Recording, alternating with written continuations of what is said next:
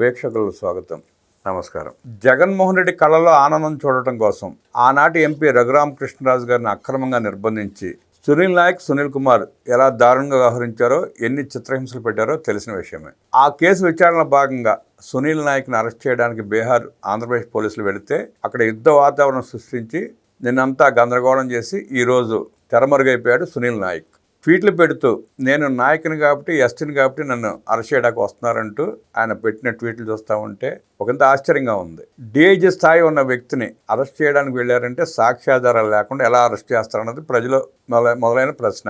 నా దగ్గర phone record ఉందా అంటున్నాడు. ఫోన్ రికార్డు ఉందంటే ఫోన్ రికార్డు తీసుకువెళ్ళి కోర్టులో సబ్మిట్ చేసి బెయిల్ తెచ్చుకునే అవకాశం కూడా ఉంది. అవేమీ చేయకుండా అజ్ఞాతంలోకి వెళ్ళిపోవడం కారణాలు ఏంటి? అసలు రఘురామకృష్ణరాజు గారు అక్రమ నిర్బంధం వెనకాల ఉన్న కారణాలు ఏంటి? సునీల్ నాయక్ పారిపోవడానికి కారణాలు ఏంటి? తెలుసుకునే ప్రయత్నం చేద్దాం, విశ్లేషించడానికి మనతో పాటు ఉన్నారు డివి శ్రీనివాస్ గారు, సీనియర్ జర్నలిస్ట్ డివి శ్రీనివాస్ గారు. వారిని అడిగి మరిన్ని విశేషాలు తెలుసుకుందాం. సార్ నమస్తే.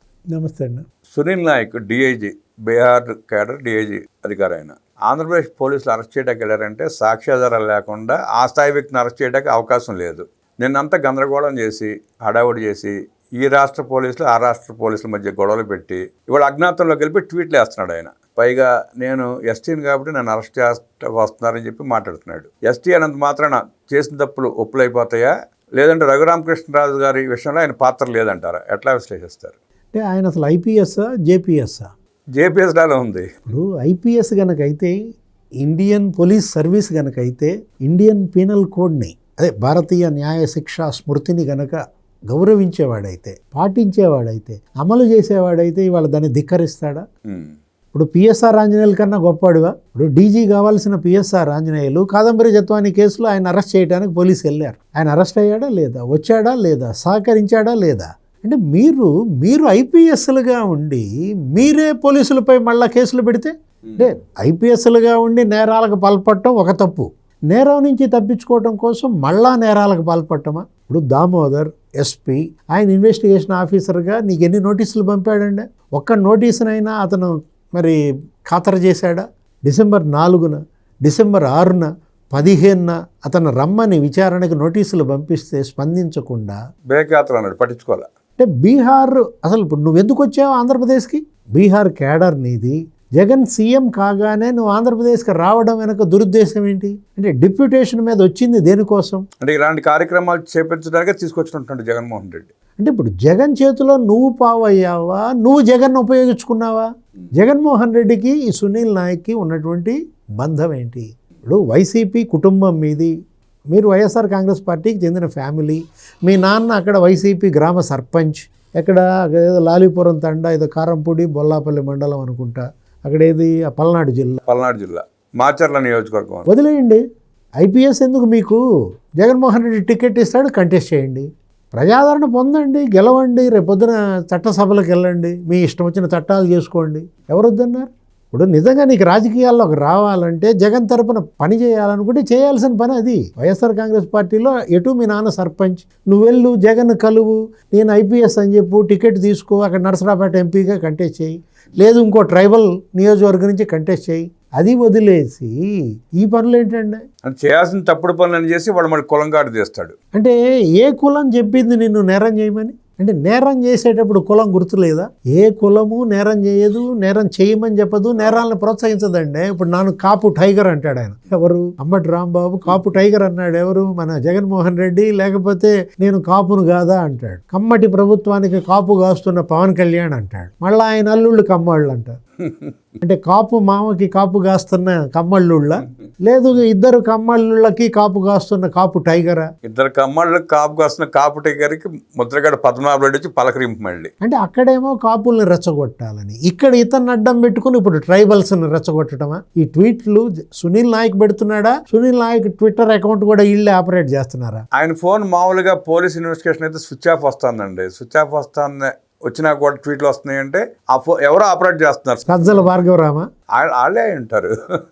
అంటే ఇప్పుడు ఐపీఎస్ కావడమే నేను చేసిన నేరమా అంటే బలహీన వర్గాల వాళ్ళు ఐపీఎస్లు కాకూడదా? అంటే బలహీన వర్గాల నుంచి ఐపీఎస్ అయ్యి దారుణాలు మరణాలు చేయమని చెప్పి అన్నారా? చేయమనాలి. అంటే ఈ కేసులో రఘురామకృష్ణరాజు చిత్రహింసల కేసులో ప్రధాన ముద్ద ఇతనే అనమాట. అట్లయితే ఎందుకంటే నువ్వు తప్పు చేయకపోతే, నువ్వు దోషివి కాకపోతే ఇలా ముఖం చాటు చేయాల్సిన పని ఏంటి? ఇప్పుడు ట్వీట్లలో పెడుతున్నావు కదా, ఆ ట్వీట్లలో పెట్టిందే మ్యాజిస్ట్రేట్ ముందు చెప్పు. చట్టాన్ని గౌరవించినాడు ఇతను, అసలు ఏ చట్టాన్ని అమలు చేస్తాడు, ఏ చట్టాన్ని గౌరవిస్తాడు అంటే ఐపీఎస్గా కాదు, అసలు కానిస్టేబుల్గా ఉండే అర్హత కూడా అతనికి, హోంగార్డ్గా ఉండే అవకాశం కూడా లేదు, అర్హత కూడా లేదు. అరే దామోదర్ మీదే మళ్ళీ కేసులు పెట్టించడం, అక్కడ దామోదర్ అంటే ఇసుక మాఫియా అంట, లేకపోతే ల్యాండ్ మాఫియా అంట, ఇవన్నీ బయటికి తీస్తాడంట. అసలు బీహార్ డీజీపీ బాధ్యత వహించాలి, దీనికి బీహార్ పోలీస్ బాధ్యత వహించాలి, ఆ పట్న స్థానిక కోర్టు మ్యాజిస్ట్రేట్ బాధ్యత వహించాలి. మొత్తం వీళ్ళు రికార్డ్స్ అన్నీ చూపించి వాదనలు వినిపిస్తుంటే వాదనలు విననీయకుండా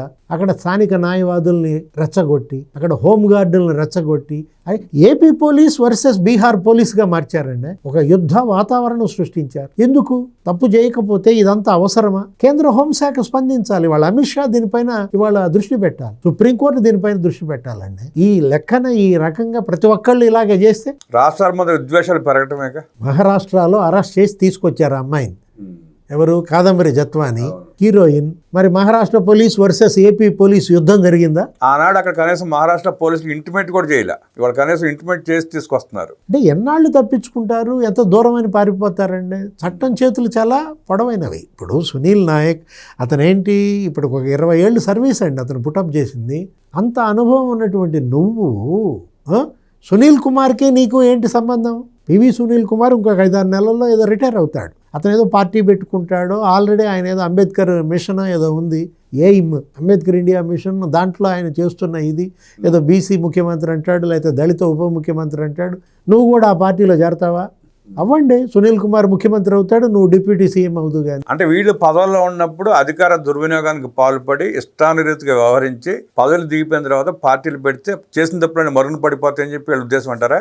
అమానుషం పాల్పడ్డా. ఏది ఒక గౌరవ లోక్సభ సభ్యుడిని కిడ్నాప్ చేయటం, అతన్ని తీసుకొచ్చి గుంటూరు సిఐడి కార్యాలయంలో ఒక 100-150 కిలోల బరువు ఉన్నాడు, గుండెల మీద కూర్చున్నాడు. అతను బైపాస్ ఆపరేషన్ చేయించుకుని ఉన్నాడు. తులసి బాబా అతను, తులసి అన్నారు, అతను జైలుకి వెళ్ళినట్టున్నాడు. అతను కూడా అరెస్ట్ చేశారు, ఒక 70 రోజులు ఏమో జైల్లో పెట్టారు. అంటే ఇప్పుడు అతను ఎవరు? విజయ్ పాల్ బెయిల్కి వెళ్తే హైకోర్టు ఫైర్ అయింది. నువ్వు పర్యవేక్షణలో ఉన్న ప్రాంగణంలో జరిగిన చిత్రహింసలవి, ఆ 4 గోడల మధ్య ఏం జరిగినా నీదే బాధ్యత. అరాచకాలు చేయడానికి మీకు లైసెన్సులు ఇచ్చామా అని అడిగింది. అంటే వీళ్ళు రౌడీలా, గుండాలా, పోలీసులా? గుండాలాగానే వ్యవహరించారండి, పోలీసులాగా ఎక్కడ వ్యవహరించారు వాళ్ళు? అంటే ఇవాళ అతను అరెస్ట్ అయ్యి ఒక 70-80 రోజులు అతను జైల్లో ఉన్నాడు, విజయ్ పాల్. ఇప్పుడు ఇది 3వ అరెస్టా?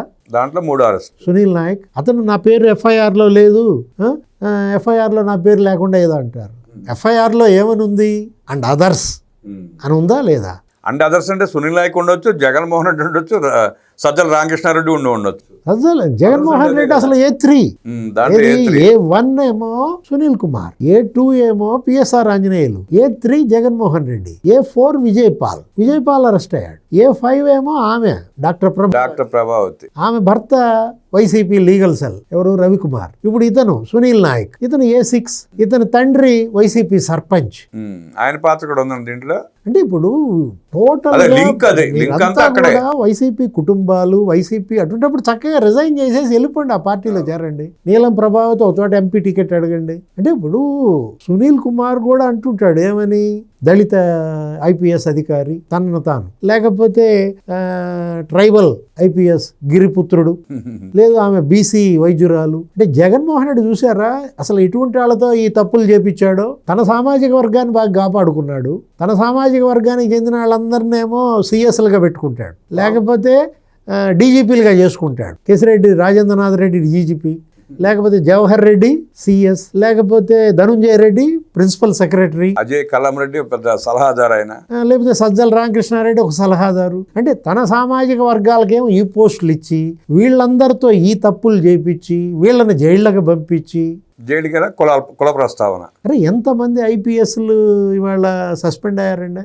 ఎక్కడున్నాడు విశాల్ గున్ని, ఎక్కడున్నాడు జాషువా, కాంతిరాణా టాటా?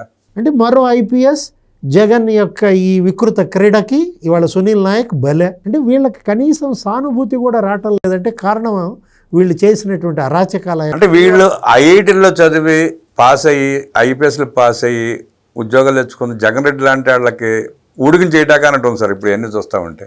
వీళ్ళు చదివింది ఐపీఎస్ కాదు, జేపీఎస్. మీరు అన్నట్టు జేపీఎస్ అమలు చేసేది ఐపీసీ కాదు, జేపీసీ అనమాట. రాజారెడ్డి రాజ్యాంగానికి పనికొస్తారు తప్ప వీళ్ళు అంబేద్కర్ రాజ్యాంగానికి పనికిరారు. నిజంగా అంబేద్కర్ పైన ఏం మాత్రం ఇప్పుడు నేను చెప్పుకుంటున్నటువంటి ట్రైబల్ అంటున్నాడు కదా, గౌరవం ఉంటే, లేకపోతే ఆయన పెట్టాడు కదా అంబేద్కర్ ఇండియా మిషన్, వీళ్ళ గనక అంబేద్కర్ మీద గౌరవం ఉంటే పిఎస్ఆర్ ఆంజనేయుల లాగా లొంగిపోతారు, చట్టాన్ని గౌరవిస్తారు, కోర్టుల్ని ఇవాళ గౌరవిస్తారు, వాళ్ళ యొక్క వాదన వినిపిస్తారు, వాంగ్మూలం ఏదో ఇస్తారు, కోర్టు యొక్క నిర్ణయాన్ని శిరసావహిస్తారు. ఇవాళ చట్టం తన పని తాను చేసుకుపోతుంది. ఎన్నాళ్ళు తప్పించుకుంటారు, చట్టం చేతులు చాలా పొడవైనవి.